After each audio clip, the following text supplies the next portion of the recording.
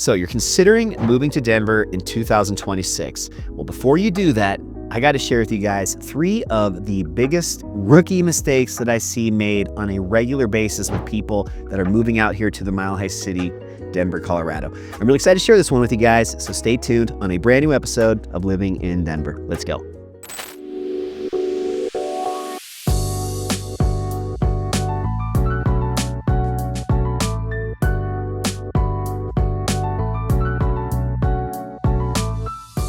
All right, so as I said, today's going to be all about these 3 rookie mistakes, these things that I see happen way too often, and they can be avoided at all costs in a lot of cases. So with all 3 of these, I'm just kind of looking out for you guys. So if you are serious about moving out here to Colorado, make sure you take these into consideration. And just one really quick plug, all that info that's down below, feel free to reach out. My name is Adam Lang. I'm a licensed realtor here in Denver, but more importantly, I'm a 42-year Colorado and Denver native. Spent my whole life here, don't plan on going anywhere else.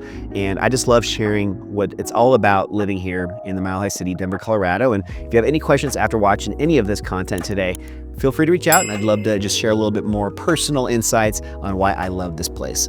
Okay, so with all that being said, let's just jump right into the first of 3 mistakes that I see happening way too much, and that's underestimating commute times. Oftentimes people will look at a map, and Denver doesn't look that big from the map perspective, and they'll think, oh, I'm sure if I live in this neighborhood, that's only maybe a 20-minute commute to work. Maybe you're working in downtown Denver. And you know what? 9 months out of the year, that probably is the case. But just imagine on a cold February morning, we just got 6 inches of snow the night before. That 15-minute commute now all of a sudden could be pushing an hour one way. So there is just so much importance when considering where you want to live in Denver, not just for other aspects of why neighborhoods are great, whether it be walkability or a certain school district, or maybe it's close to a lot of the shopping that you like to do, big parks, the list goes on and on. What I really want to make clear here, though, is it's not just the neighborhoods, it's also what bigger roads, what major thoroughfares exist near the neighborhood that typically are going to be plowed earlier in the mornings, better maintenance on the roads. So when you do have these crazy weather storms, which are going to happen, your commute time won't be that crazy different from what you're typically used to. So, this is going to be something that's going to happen to all of us, regardless of where you live in Denver. But there's definitely some strategy determining where in Denver might be the best for you. And before we move on with some local tips about this, one other thing I just thought of, and I'm thinking about this because it happened actually today here in the fall. And what that is how crazy, even in a single day, how much weather can change. A day like today, it was only about 30 degrees when I got up about 5:30 to go to the gym. I got back about 7. All of a sudden, it's almost 50 degrees. And now at the peak of the day, the high is supposed to be 72 degrees. It's just crazy how different in one single day the climate can be here in Denver. And that goes right into play with this whole talk about commute times. And then one last thing before we move on, I want to share with you guys a few local tips. And the first one is when you decide on the perfect neighborhood and you're almost positive this is where you want to be, I recommend doing the actual commute that you might have when you're living there, doing that just to see what kind of time it takes. And don't just do it at some random time of the day, like a Saturday morning. Do it actually at the commute time that you'll be traveling to and from work, just to see if there's anything that you might not be expecting. I had some clients recently that bought a home in this really pretty, amazing neighborhood called Welshire. And everything was fine and dandy. And we just realized the one day when we were just leaving the home that they were interested in, how on this specific road right around the corner from their house, it was like, 9 a.m., but the traffic was horrible. And we didn't realize that with the school so close to where they were going to be living, that there was this crazy backup traffic that was affecting anybody's commute times in that area just for the parents dropping off their kids for the day. So little things like that you might not even be expecting can make a huge impact on your quality of life, especially with your commute time. So keep that in mind. And then one other local tip, and this is something that maybe you already are familiar with depending on where you live now, but it's so worth not only having an all-wheel drive car out here, but also making sure you invest in a good set of snow tires. Some cars that I've had over the past have had dedicated tires for your summer as well as dedicated tires for the winter. And if you have a low car, like a smaller sedan, that might be worth doing. That way you could have studded snow tires for the winter months.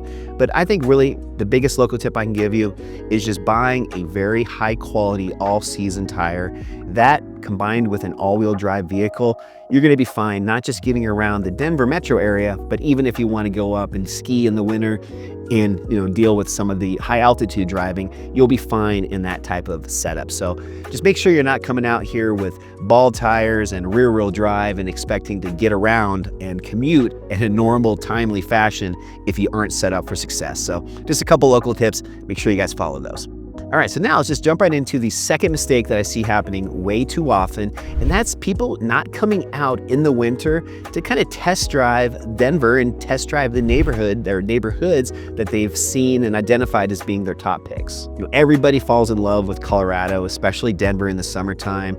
Months like June and July, we've got beautiful blue skies, nice temperatures, everything's green and lush, and it's a beautiful time to be living here in Denver. But with winter months, that's when the real test begins, and that's also a time that a lot of people that thought Denver was a great option end up kind of having a second guess, a second opinion on whether they made the right choice or not. So don't be one of those rookies and make this mistake without coming out here in the different seasons just to really see how different it is and whether or not it really fits your vibe and fits what you're looking for. Now, one great thing about Colorado and the winter months is it's nothing like other Midwestern states like maybe Minnesota or even like cities like Chicago, where once that snowstorm hits, it kind of stays and it lasts for sometimes months at a time. With Colorado, one huge benefit that I love, one of my favorite things about here, is that you could truly have all 4 seasons in a single day, but also even after these really big snowstorms, we get sunshine a day or two later and it melts quick. So if you are maybe a little bit worried about the long winter months, it's probably not going to be as bad as you might have been expecting, especially if you're used to this in other states where that snow and that bad weather does tend to kind of stick around longer. In Colorado and Denver specifically, that's a great thing about living here is it'll come quick, but also it'll get out of here quick too. So you always have a new season right around the corner, which is one of my personal favorite reasons for living here in the Mile High City. And then one other thing I'll mention when it comes to specific neighborhoods and why this is so important is it's not just coming out to Denver just to see if you can handle the 25-degree weather.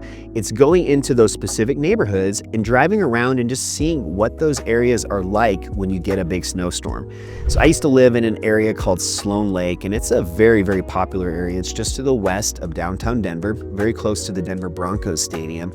And this is an area that is very, very much of an up-and-coming area that it's been around for a long time, but it's gotten a ton of popularity in the last 20 years or so. And what's happened is in Sloan Lake and other areas surrounding it like Highlands, Sunnyside, maybe even areas a little bit to the south.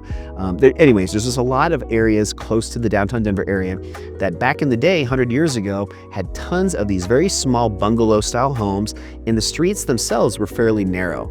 Now, these bungalow homes typically don't have garages, or if they do, they're detached. So what happens is a lot of people end up parking on the streets in front of their homes, and when you have 2 different cars, both parked on the street, on either side of the street, all of a sudden, this road that seemed fairly wide in the summer months is almost impossible to get down through in the winter months after a big snowstorm. So, if that's something that really bothers you, if the snow is just difficult to get rid of in front of your house because there's always lots of cars parked on your street and it's difficult for the plows to really appropriately plow the road, this could be enough of a reason to maybe reconsider some of these older neighborhoods and maybe instead choose a newer developed community, maybe even a master plan community like where I live now in Grant Ranch, where they purposely built out these neighborhoods with wide streets and just other different characteristics that help fight some of the challenges that exist when you're closer to the downtown Denver area. So little things like that are important, and you're only going to find out about this stuff if you make the intentional effort to come out in the time of year that you're concerned about. So for example, the winter months. So with all that being said, just a couple more local tips. I'd like to share as many local tips as I can with you guys. So first one being, when you are looking at homes that have a garage or at least a driveway in front of the house, make sure that driveway is south facing. So most homes in Denver, this is something that after somebody that buys their first house and doesn't know about this, they quickly know about it moving forward. You never want to have a driveway that's facing north, because in the winter months, it has very minimal sunlight shining directly on the driveway to help with snow melt. And you're going to end up with this just never-ending project of going out when it's warm, shoveling a little bit, but then it's frozen again, and it's going to take a week just to shovel the driveway, which should have only taken you 20 minutes. So anytime you can, always be focused on a driveway that's south-facing. That's a big one, probably the biggest tip I can share with you guys today, so make sure you're aware of that. And then another one would be, if you're looking at homes that are in an HOA, a homeowner association, find out what that exactly entails or what that covers, what your monthly HOA fees cover. Sometimes it does include snow removal, but there's oftentimes a caveat to that where they will only come out if it's above a certain amount of inches. When I lived in the Sloan Lake area, I had an HOA at that house, and the rule at that point was 4 inches. So anything below 4 inches of snow from the night before was still the homeowner's responsibility.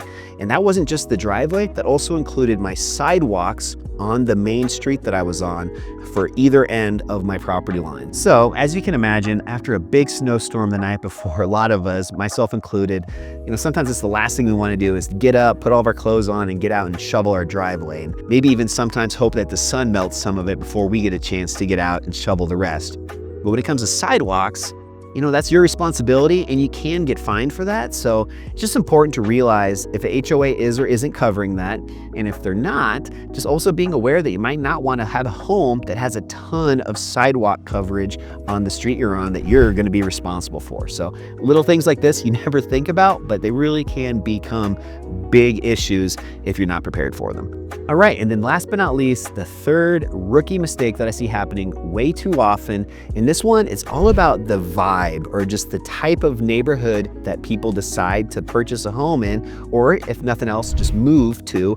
And then after the fact, realize it just was not the right fit. People oftentimes will move out to Colorado, and nowadays with so much on social media with Instagram and Facebook and hopefully YouTube videos like this one you're watching right now, a lot of people have these perceptions of different neighborhoods. The really big, popular, big names like Cherry Creek or Wash Park, or maybe even areas like Sloan Lake.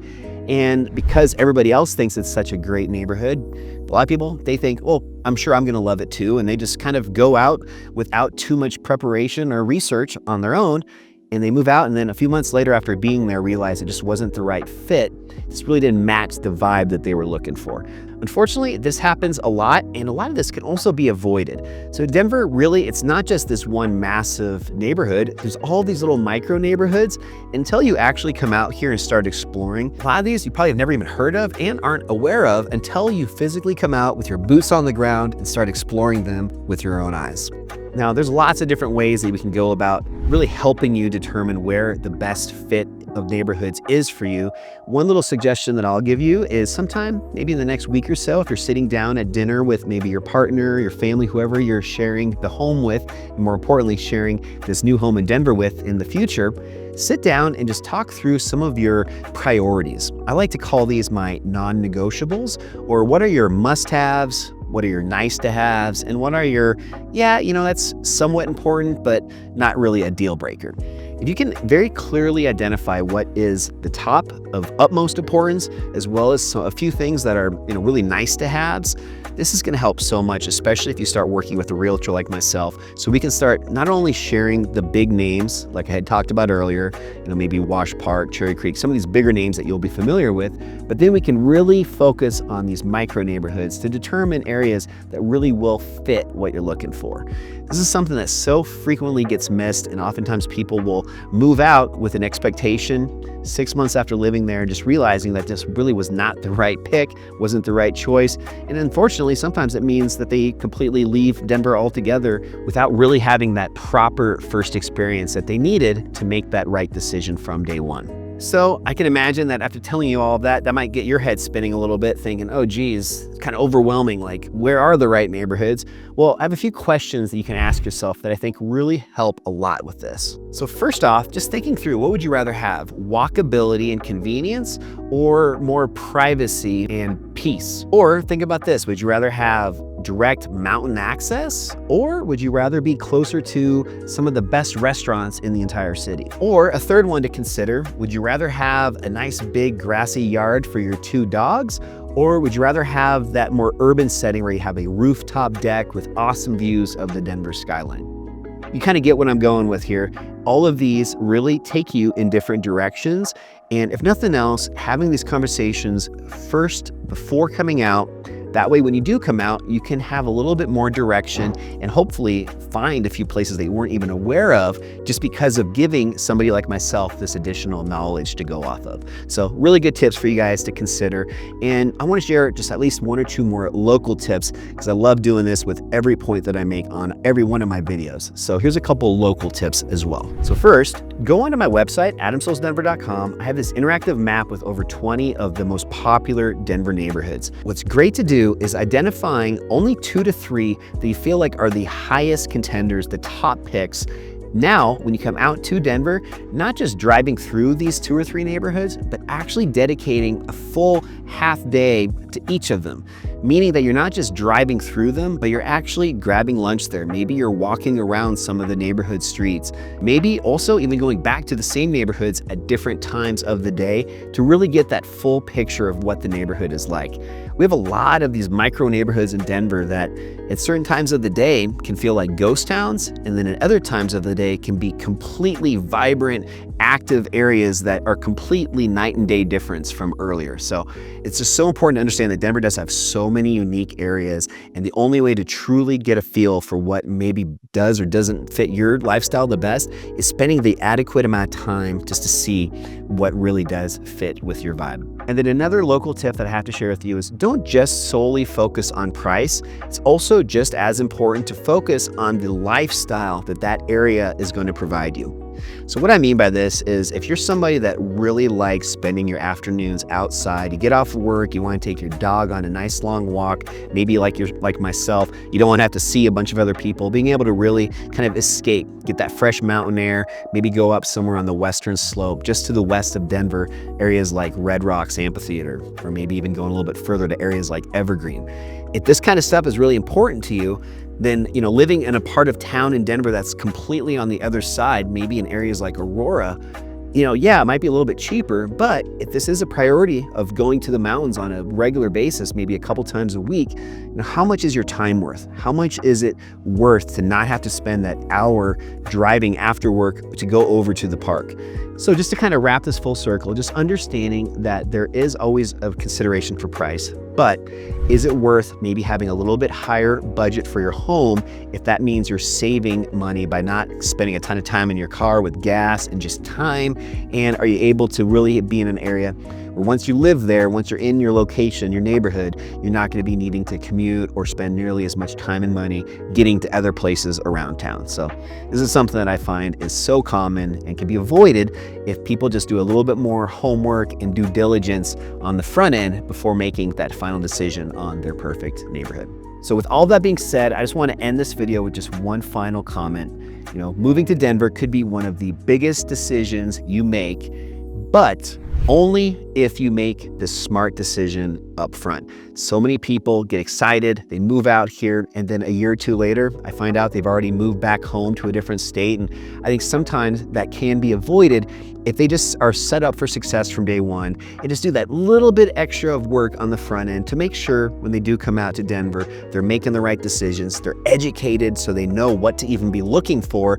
And let's be honest here, you guys, finding somebody like myself, somebody that's a true local and native of the Denver area to help share and shed light on some of these areas that you're just not going to find or know about unless you get with a local and spend some time driving around and exploring. So if you couldn't tell, that's my little call to action that if you would like to do that with me, I'll put all my info down below one last time. I'd love the opportunity to connect with you guys.